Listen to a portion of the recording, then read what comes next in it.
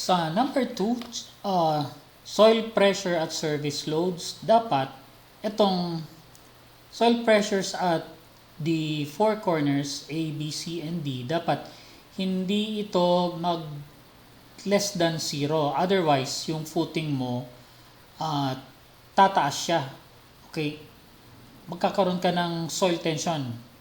And also, etong apat na soil pressures in all corners, it should be less than or equal to your net soil pressure or effective soil pressure.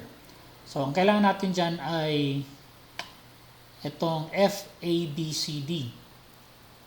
And then, ang kailangan natin ulit dyan, ito, 1, 2, 3, 4, 5 equations, which is your P all over BL.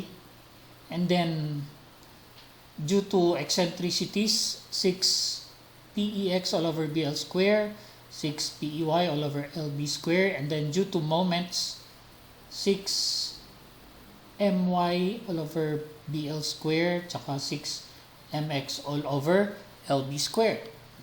So, pangalanan natin ito as F,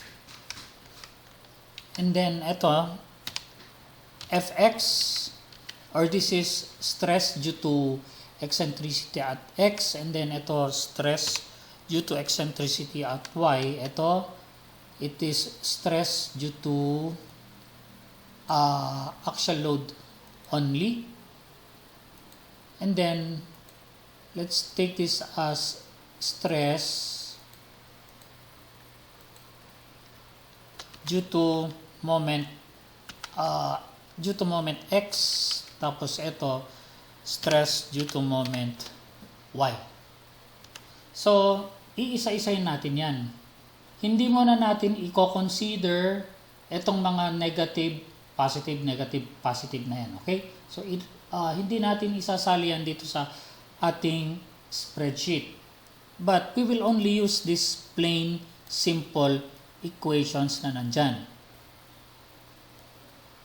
Okay, so this now becomes P all over BL. So this is equal to P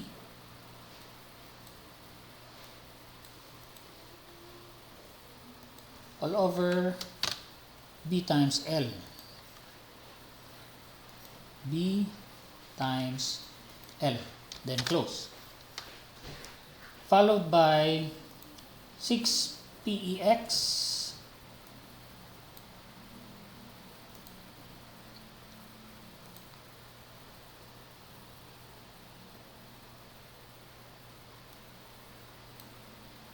ayan, dito na tayo, no? So that is equal to 6 times P, summation P, times EX divided by B times L times L.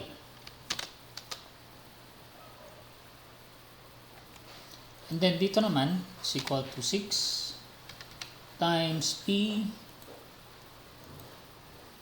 times EY divided by LB squared. L times B times B.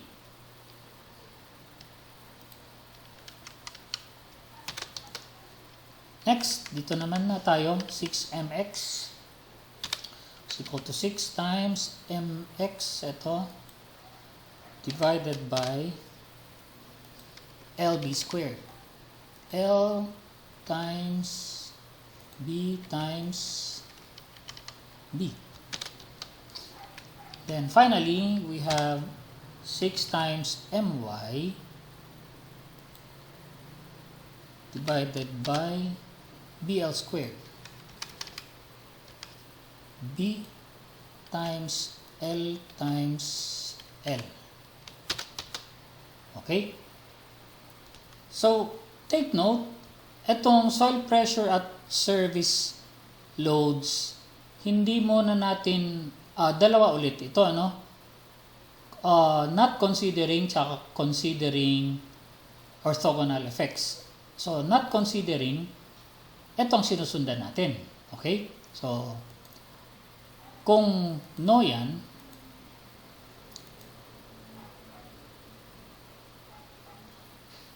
dito tayo.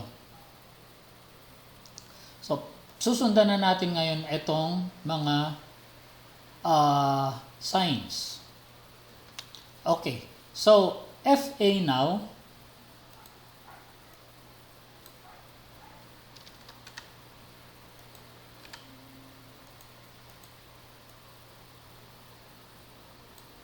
Okay, susundan natin yan. FA is equal to P all over BL, which is, ayan, minus, ayan, ano? So, minus. Susundan na natin yan. Minus 6PEX, which is this.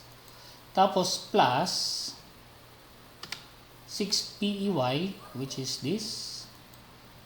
Then, minus 6 summation moment Y, ito. Tsaka, minus 6 summation moment X. So, yan ang stress natin at A. Yan. So, ganyan. Next, punta tayo ngayon kay B. So, kung titingnan mo, pare-parehas lang yan na P all over BL, PX all over BL, pare-parehas lang yan. Papalitan mo lang yung kanilang signs. So, pwede nating gawin na copy-paste mo na lahat yan. Copy, paste, paste, paste. Ngayon, dito sa letter B, ay F sub B, ang gagawin natin dito is plus. So, ito, gagawin natin tong plus. Next, ito, plus din, which is plus. Tapos, ito naman, plus minus. Itong pagpapalitin natin, gagawin natin itong plus and then minus. Then, yan. Sa letter C naman, magiging minus, minus, minus, plus. Okay? So, yung P all over BL, constant yan na positive. Okay, ang nagbabari lang dyan, itong mga eccentricities tsaka moments. Kasi, nag-iibang kanila direction. So, sa F sub C, magiging minus, minus, minus, plus. So, ito, minus, minus, minus, and then plus yung plus. And finally, yung F sub D, that is plus, minus, plus, plus. So, plus, minus, and then plus, tsaka plus. Yan na. Okay, so let's compare. Ayan, minus 21, 170, minus 88, 104. So that's how you get your soil pressures at service loads without considering orthogonal effects. Okay, so mapapansin nyo dito na without considering orthogonal effects, yung earthquake in X direction tsaka earthquake in Y direction, parehas lang sila, ano? F sub A na minus 21. Sa Y, F sub A is also minus 21. Ngayon, let us compare. Itong F sub A, negative 21, which is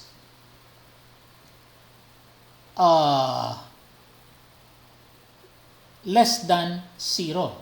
Ngayon, ang condition natin dito, it should be greater than 0. Kaya, fail siya. Okay? Ibig sabihin, palakihin mo yung footing. Ibig sabihin ito, negative 21, meron kang soil tension. Yan. Ito, 170, greater than 0. So, okay yan. Also, you have to consider na dapat itong stresses mo, soil pressures, greater than or it should be less than your Q effective. Ayan o.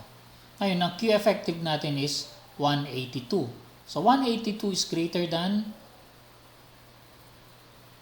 170. Okay? So, okay siya. Next.